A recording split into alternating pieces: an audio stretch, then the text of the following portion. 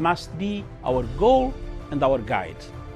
And all that we strive for as a human family, dignity and hope, progress and prosperity, depends on peace. But peace depends on us.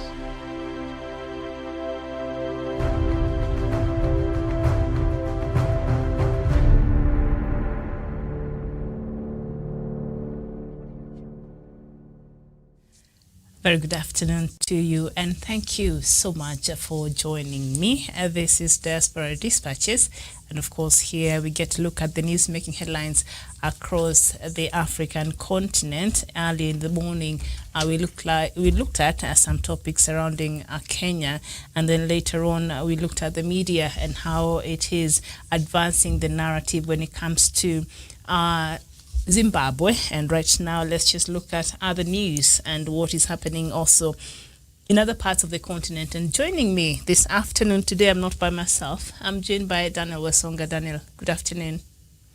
Yes, very good afternoon, Miriam Ogut, in our headquarters, and of course our viewers here in Kenya and across Africa and the rest of the world. All right, so Daniel, as how I do it here, first I'll just go through some news items, and then we'll pick a few African countries, and then we shall focus our conversation. But today I think we shall look more into what is happening in Nigeria. There we've seen the former president Olusegun Obasanjo has been on President Buhari's case, trying to raise some questions regarding the leadership of President Buhari in that country, as well as some new development there in Mali, in Ivory Coast.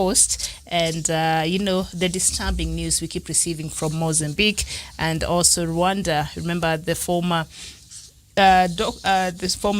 he used to work for, he was a hotelier, Paul Rusesabagina there, who now is facing trial there in Rwanda. Apparently he's not the saint that we all thought he was when he saved over 1,200 Tutsis there. And also what is happening in Mali after that coup, what's really happening, and also in South Sudan. So let me just go through some of this news very quickly, and then we shall have our conversation. So thank you so much, our viewers. And if there's anything out there that you feel that we should know about, just comment there on the comment section, and I'll read it for us all, and we can have a conversation about it. Thank you so much for joining us. And we start with Nigeria, and authorities in Nigeria's Kaduna State say efforts are underway to locate more than a dozen family members, including a nursing mother and her baby, abducted by gunmen over the weekend in a remote village.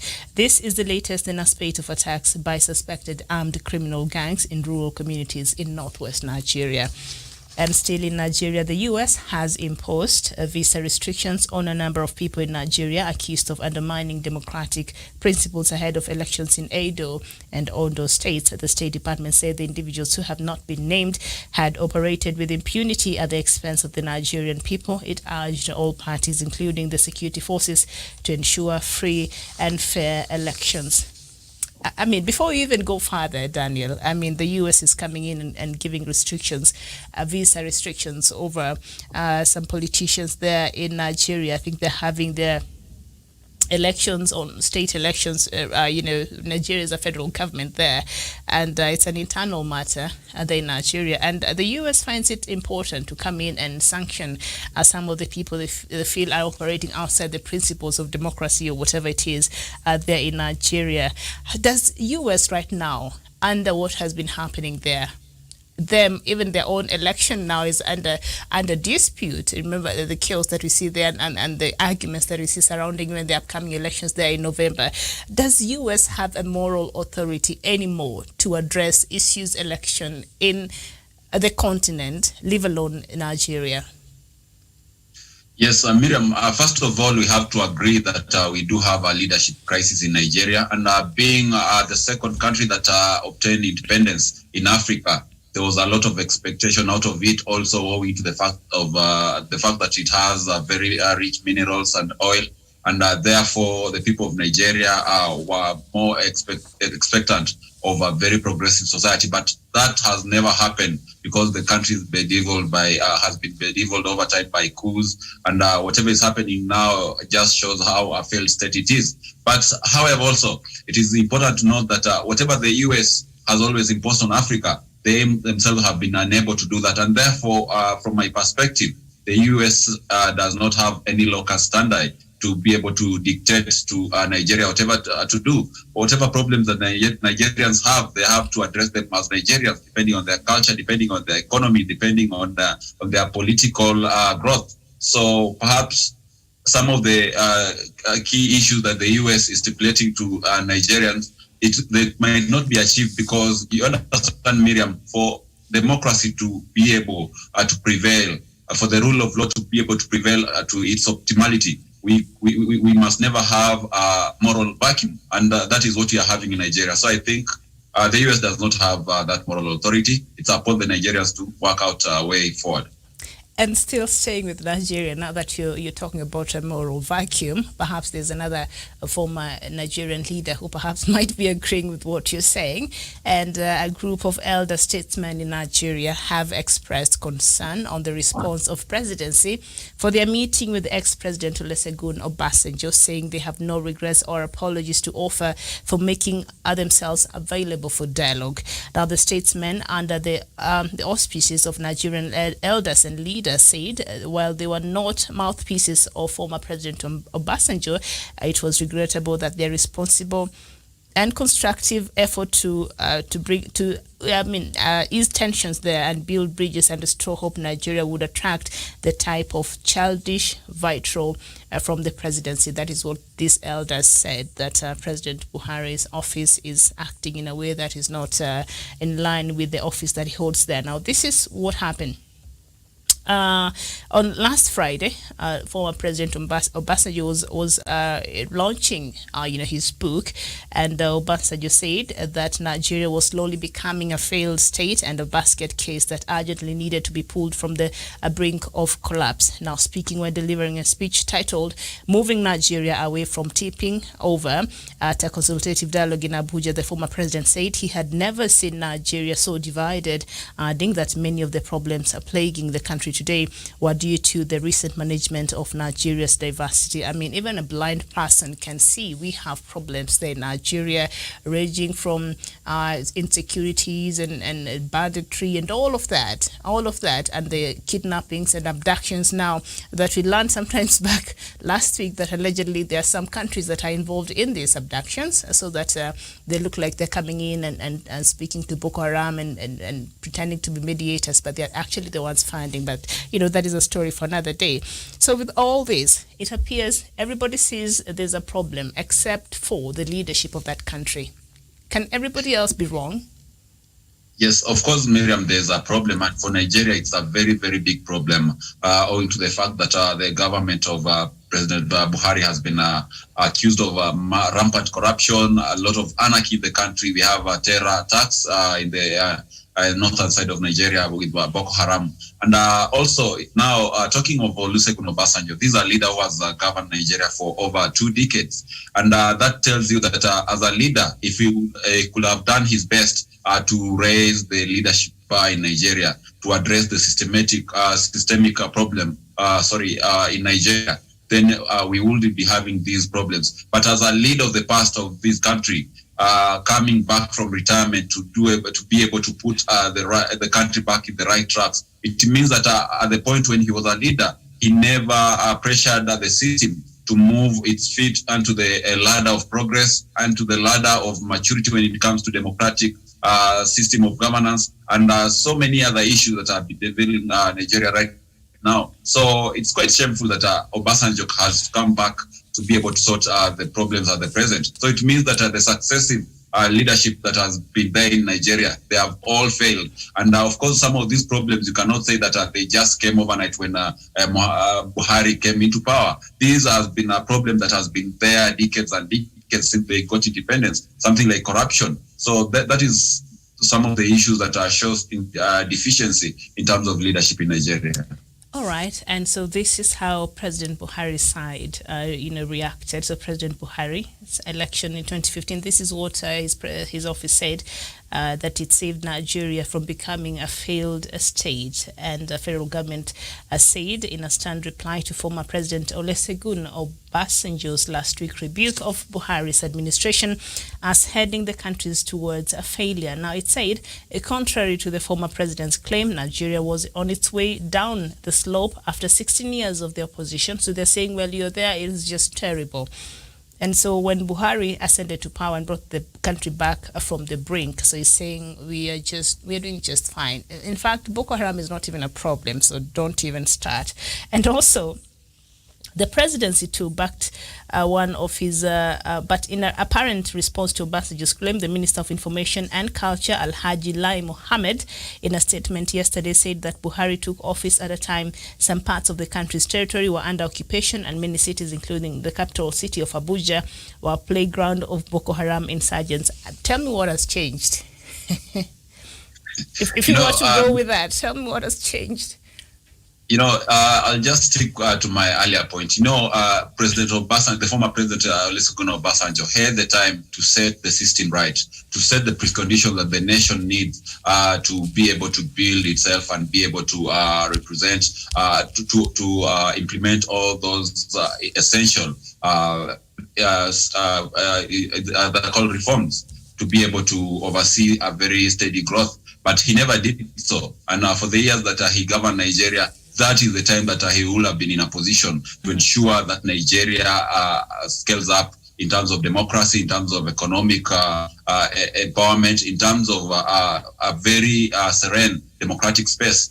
You see, when you look at the countries in the East, their presidents, the inaugural presidents always made sure that the country had reached a certain level of maturity in terms of democracy and the economy before they will be able to hand over power to the second generation of leaders. And they made a system in that the parties could go out to source out for people who are equal to the day to come and be able to run the government, not just any Tom, Dick and Harry in the market. So I think the leadership of Nigeria failed, and Olusegun Obasanjo is the part of the mess of the people that are messed up Nigeria. So we cannot condemn and be able to glorify Obasanjo. Let them take their equal measure of blame, and the Nigerian people should not be taken for child's play in that matter.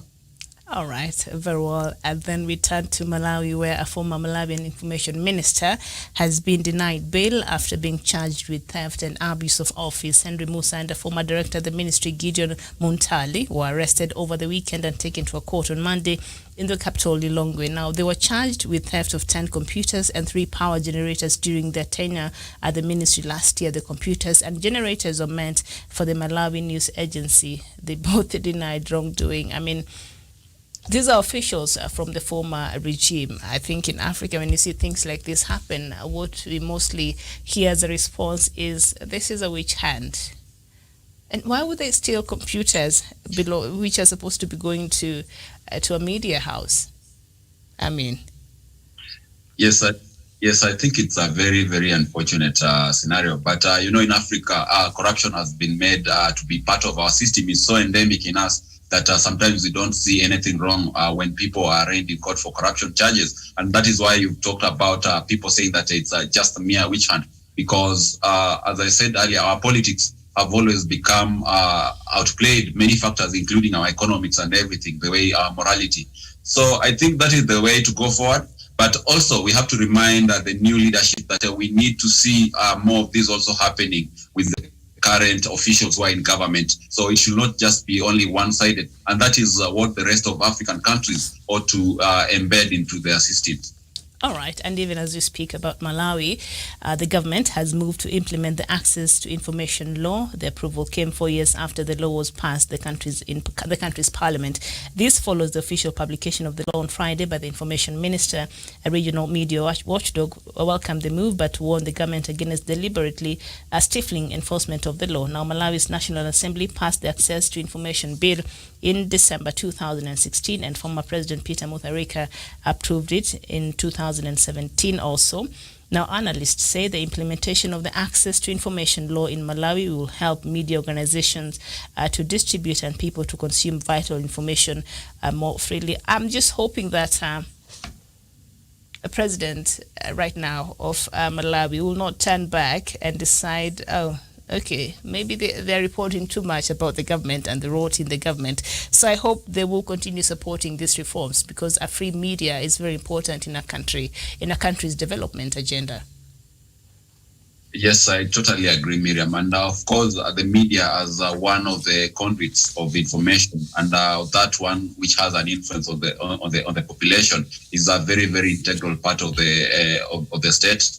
And when we allow the media to access information which is vital to the citizenry, then we are able to grow our democracy, and we are able to even look at the basic human rights. But however, we also have to have checks and balances in the media. We need not to allow the media to have some excesses. So therefore, the government has to put out, to set out a very stringent laws to control how the media should also operate in those precincts that have been put there in the law. Okay, very well said there, Daniel. Thank you. We move to Mozambique, where Mozambique's defense ministry has denounced a video that shows men dressed in police uniform assaulting and eventually killing a woman, the AFP news agency has reported.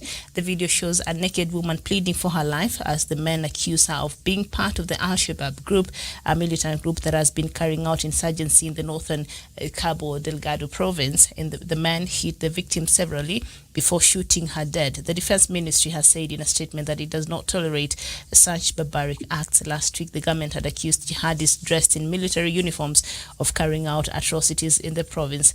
I could believe that last part, because you've seen even the Al-Shabaab here in Kenya, the ones that have been attacking Kenya from Somalia, they're dressed in very good military uniform. So you can, when they stop you on the way, you don't know whether this is the KDF or this is Al-Shabaab. So that's why they were able to carry out a lot of atrocities in the country before. Of course, our intelligence was beefed up, and we don't see a lot of that lately. But what is happening there in Mozambique? And I know we had this conversation, I think, last week. Yes, Miriam, of course, that brings on the table very pertinent questions. You know, to heal a disease, you have to go to the root cause of it. And as African and as the people of Mozambique themselves, they have to ask where did this terror group emanate from? Who brought them in Mozambique? And because, you know, Al-Shabaab for a long time, it has been restricted to East Africa, Uganda, Kenya, and Somalia itself. Now that it has gone to Mozambique, they have to look out for people who are bringing these tourists into Mozambique, and for what reason, so that they are able to squash it and be able to clean the region of any terror reverberations. Okay, very well. And then we move to Ivory Coast, where the Constitutional Court in Ivory Coast has barred the former President Laurent Gbagbo and former Prime Minister Guillaume Soro from running in the presidential election next month. The Electoral Commission had already said that anyone with a criminal record will be disqualified. Both men had convictions. Earlier, protests broke out in several cities over President Alassane Ouattara's decision to run for a third term, something the Ivorian constitution prohibits. 15 people have died because of the violence since he said last month that he would stand again. He took the decision after his hand-picked successor died suddenly in July. So, was it sometimes back last week that, they presented their papers on the deadline day, and the Electoral Commission, I think, allowed them to run? And I ran that story here, and now it has turned around and said, you cannot run, you've been barred because you have a criminal record. But we also have to remember, as much as they were charged, they were not convicted. So is there a difference? And of course, Miriam, it is a very, very big problem because when you look at the chronology of events, first of all, they present their papers, they're allowed to run, and then out of the blues, they come again saying that you cannot run because you have a criminal record. And for the sake of peace in that country, if Ouattara is running, it's only fair that Gbagbo also is allowed to run, because, these are people who command a lot of numbers in the country, and denying one section of the political divide to not to run and allowing the other to run, then it dangerously puts the whole nation in a precarious condition, and it's likely to plunge Ivory Coast into post-election chaos. So it's not a wise thing from the judiciary there and the leadership. They have to consider that at long last, the peace of the country is quite important, that they cannot do away with it. And what is also very interesting there, I think very messed up about these coming elections, I think they're happening next month, is that even President Ouattara himself, he's not supposed to be running. The Constitution of Ivory Coast allows for 2 terms each 5 years. So he's done his 10 years, and he had to manipulate and basically had a constitutional coup there in Ivory Coast to allow him to run for a 3rd term. And now the other ones are not allowed to run. So as you've said there, Daniel, are we likely to see another scenario like what we saw when Alassane Ouattara was coming into power, when he was defeated, but only this time, people will not be very happy. Are we likely to see some sort of civil unrest there in Ivory Coast with the way things are right now? Yes, absolutely, Miriam. And of course, my thought is that if they have to bar some people from running, let them do away with the current crop of leadership and bring on board someone who is very neutral, someone new to the system, someone that can be, does not have anything to settle, any vendetta to settle with the other.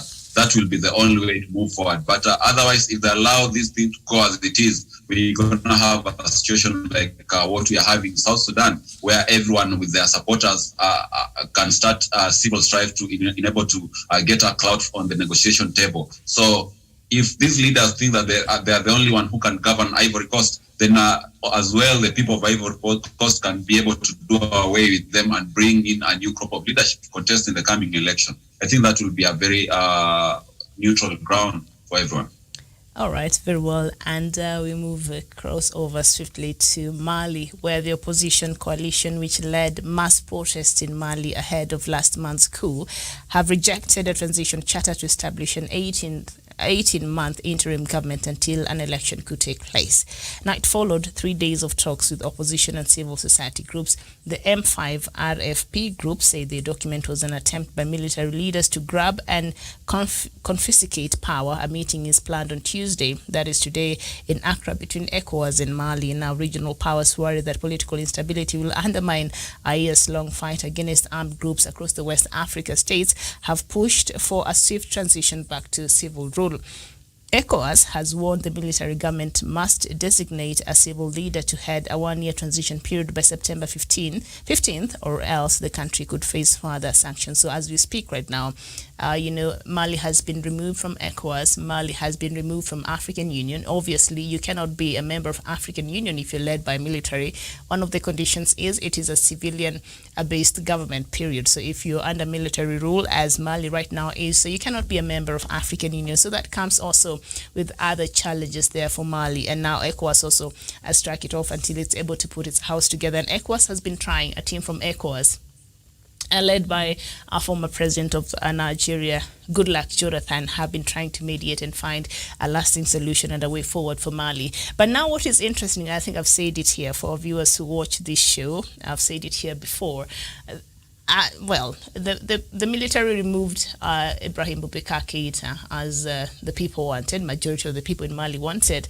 But when they announced they needed another 3 years so that they can relook at the foundations of the state of Mali, I got very worried and I thought, this is just a bad idea, period. You should have done how the military did in Zimbabwe.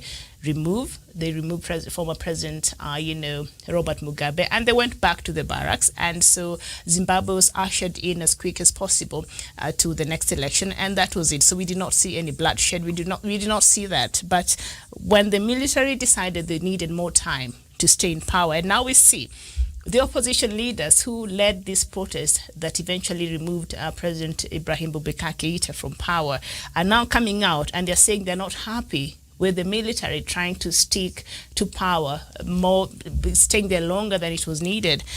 Is this not a recipe for something that perhaps we've never seen in this continent?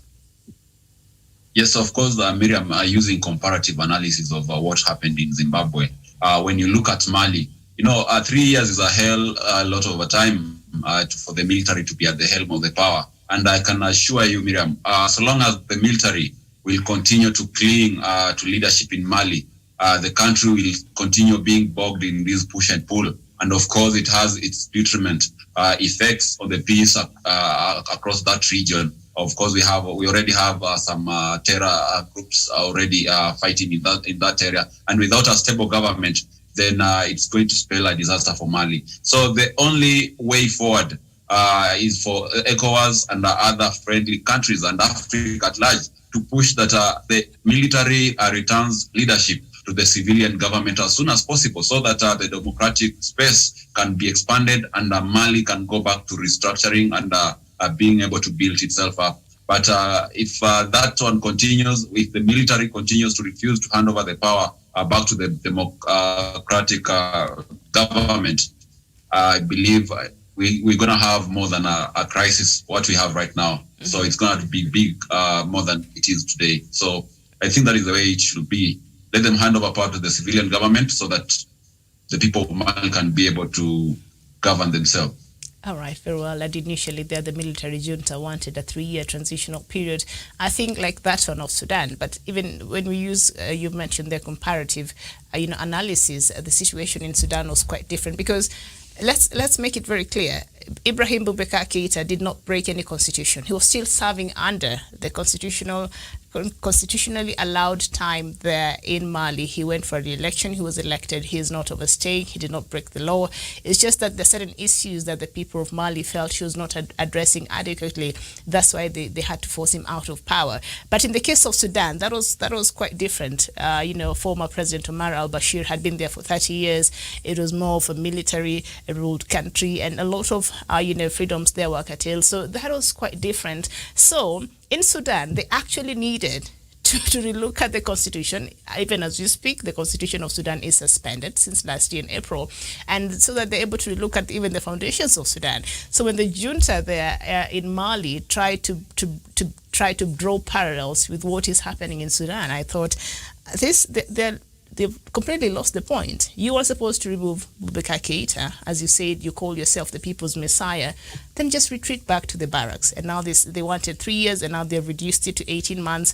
And the protest leaders, they are saying, no. Perhaps the few days they've seen the military rule there, they're saying, this is not very good for us, because now we can't even go out in the streets to protest against the army. Are you crazy? They're going to come for you. So I think they're like, maybe this was not such a good idea.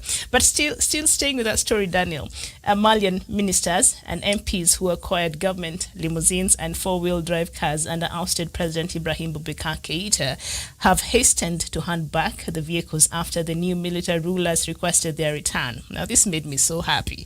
Now, the junta issued a brief but cashier's call on Sunday, calling on former lawmakers and ministers to hand back government vehicles that had been put at their disposal. A journalist who saw the car park where the vehicles had been returned said it was full of high-end vehicles, from German limousines to Japanese 4x4s. And his quoted as saying, as of today, that was last Wednesday, we have received 120 vehicles belonging to the state, and there was not even enough parking because the military said you had to return the cars. So they came in. If it was a civilian rule, perhaps they would have been, So that is the upside of that.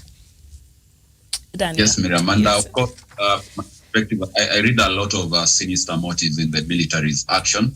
And maybe perhaps it could be just the African way of running business, in that now the military, because the government of the day is out and it had been accused of corruption. Now it's the military's time to reorganize itself and also be able to share whatever was left by President Keïta. And I think that is why the opposition group is pushing for the leadership to be returned back to the civilian. Because with the military, it's so difficult to do the checks and balances which are relevant for integrity matters and also transparency in government. All right, very well. And some other disturbing news, and the anti-terror police unit here in Kenya is holding 3 people, among them Tanzania nationals, who were nabbed with 1,000 pieces of explosive detonators in Taita Taveta. The suspects were arrested in Mwakitau along Taveta-Mombasa Highway by Kenya Revenue Authority officers from the Taveta-Holili one-stop border point on Friday. The suspects are a driver of the truck and his stunt boy, both identified as Tanzanians, and a person who presented himself at the station with a mining permit and claiming to be the owner of the detonators. KRA said a multi-agency team, including the police and officer from the Directorate of Criminal Investigations, confirmed the truckload contained 1,000 pieces of detonators, which had been packed in 10 boxes containing 100 pieces each. I don't know. Should this make us worry, or this is just, I mean, with all this terror thing going on, especially when you look at Mozambique that borders Tanzania, and we know we have another lot of Al-Shabaab down there. Yes, Miriam, we are always living under the perpetual threat yes. of terror attacks. Mm-hmm. And I would like, first of all, to just congratulate our intelligence agencies and also anti-terror police for the good work that they have been doing over the recent past. And of course, you can agree with me that in the recent past we have had very minimal numbers of terror-related activities due to our competent team of security officers working in the relevant agencies, and that is quite commendable. And also that these guys were intercepted before something they were able to carry out their plan. That is something laudable. And our call perhaps is just for Kenyans to work in cohort with the police and law agencies to ensure that we don't have any terror-related incidences, especially this time when you are having a pandemic. And also, Miriam, maybe just to add on it, we are heading to the election.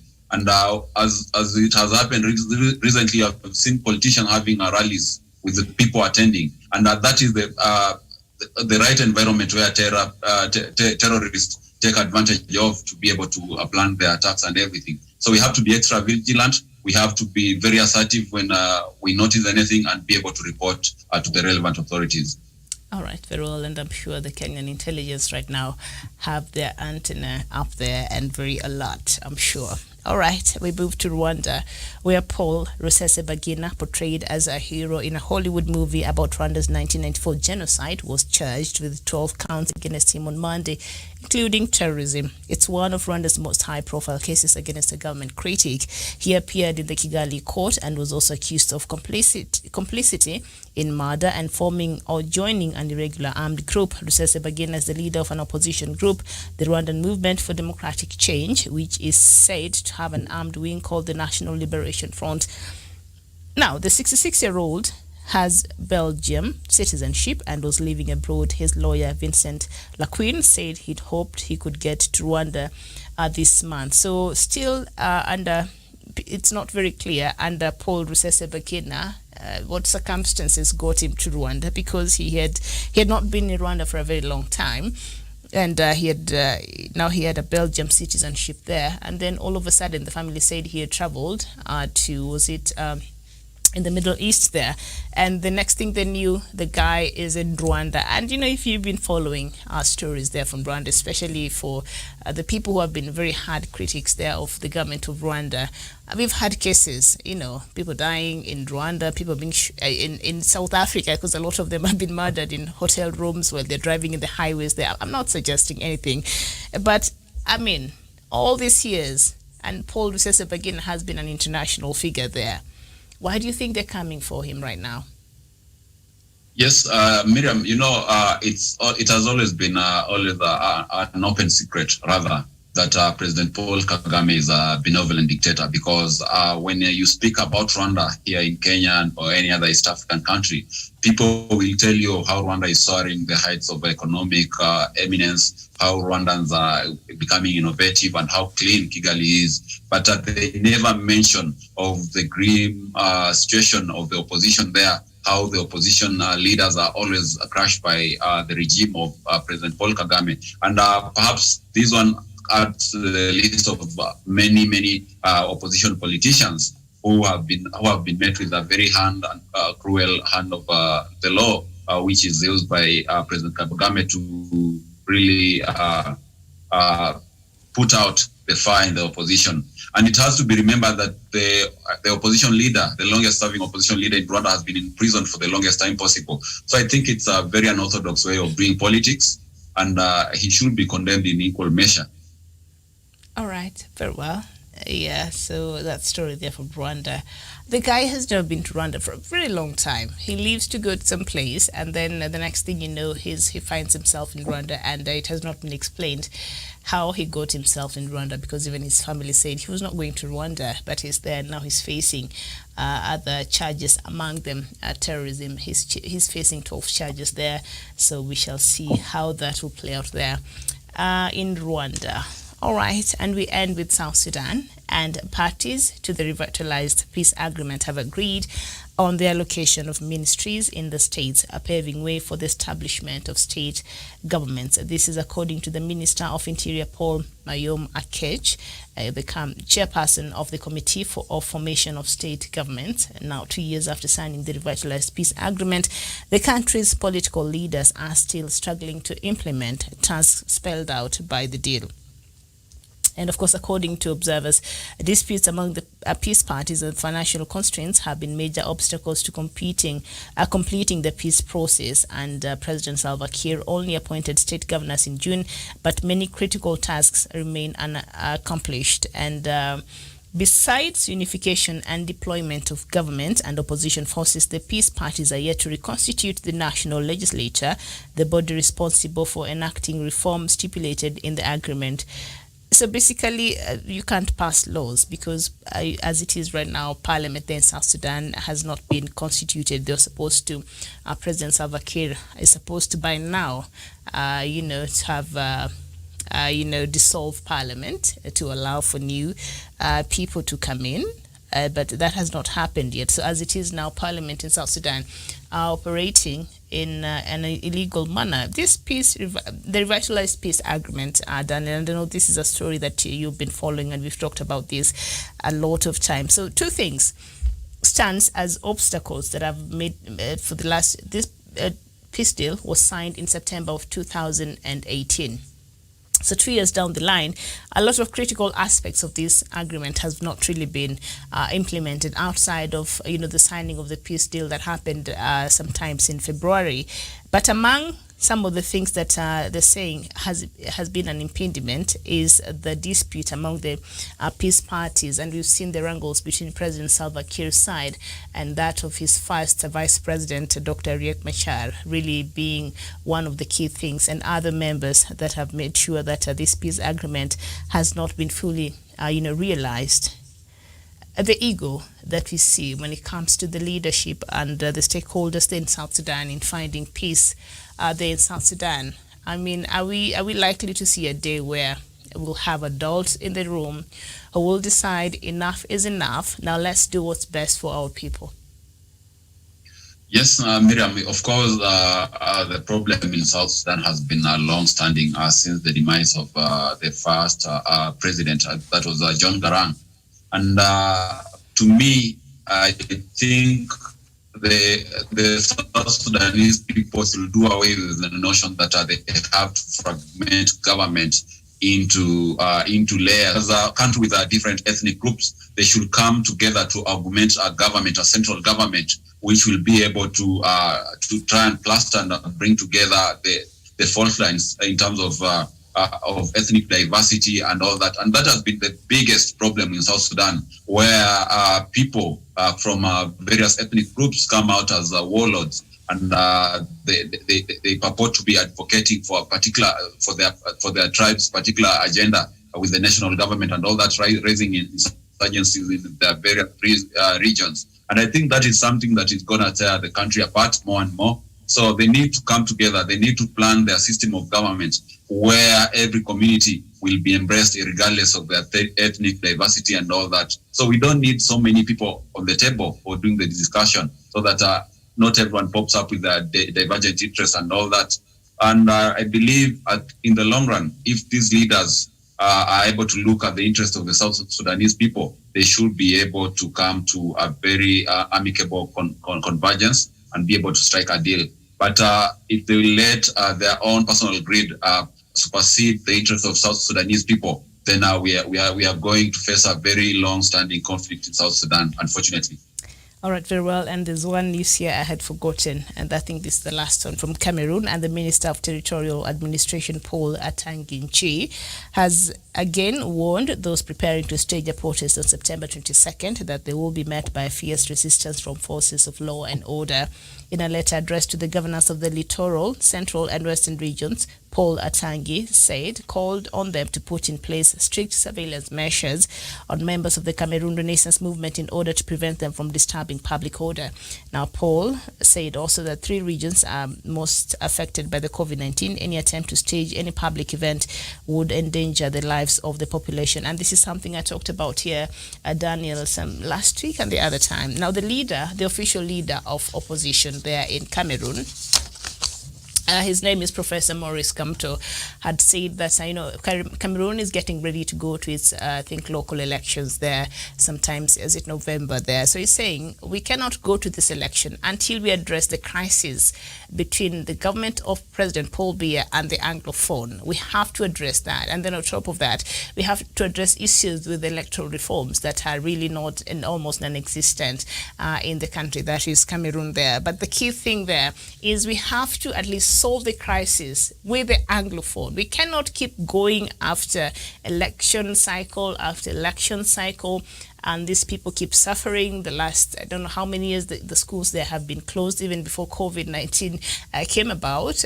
villages being burnt and all that. So this is a matter that we cannot afford to continue sweeping under the rugs. We need to talk about it. We need to find a solution for it. Do we allow them to have a referendum? If not, how better can we address the issues that they're raising, that they're having problems with, the people there from Amazonia? So that is just one of the key preconditions. The leader of he's not even Anglophone. He's from the larger Cameroon, from the Francophone region. He's the opposition, the official opposition leader there in Cameroon, who, remember, after the elections happened in 2018, he protested because they were marred with a lot of irregularities. He was taken to jail, and he was just removed last year during that bogus, national dialogue that took place there that President Paul Biya had with himself, because the people he was supposed to be dialoguing with are not present on the table there. And so also other smaller opposition parties have come out to support, the leader of opposition there, and they're saying, yeah, we agree with you. The matter of Anglophone is of importance, and we cannot keep sweeping this under the rug. We need to find a solution for this problem now, and a way forward now, before we allow ourselves to go into another election there. I mean, what do you make of that, with all those things coming out of Cameroon? Yes, perhaps he's just trying to present a very clear picture of whatever Cameroon is. And the people of Cameroon, I believe, they are faced by 2 critical questions. And one is how the country as a whole will emancipate itself from the leadership, the long-standing leadership of President Paul Biya. And number 2, they have to address the question, the perennial question of self-determination for the people of Amazonia. And that one, Miriam, I can tell you for sure, that is an issue that if they don't address it the soonest time possible, is going to be reoccurring in the days to come over and over again. And it's quite a divisive issue that will be able to take down the country. So first of all, they have to talk about on how to get President Paul Biya out of power, because they have been there for quite too long. And of course, time is running out. A lot of things are going deep south, and the country has to talk about how it's going to survive going forward. Secondly, let the people of Amazonia have their own independent state, and then Cameroon will have a very peaceful future to come. All right, very well, Daniel. It was nice to really have you on the show this afternoon. You've made my work so easier.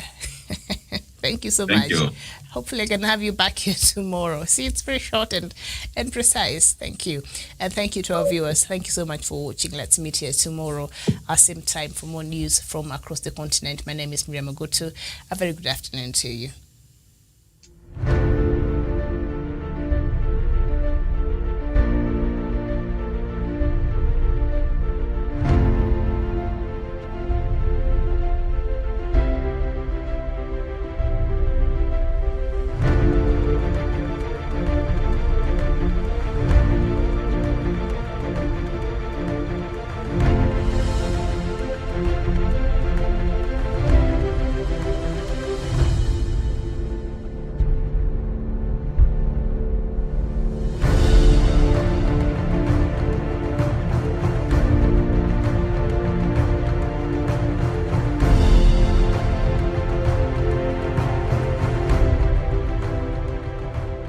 must be our goal and our guide.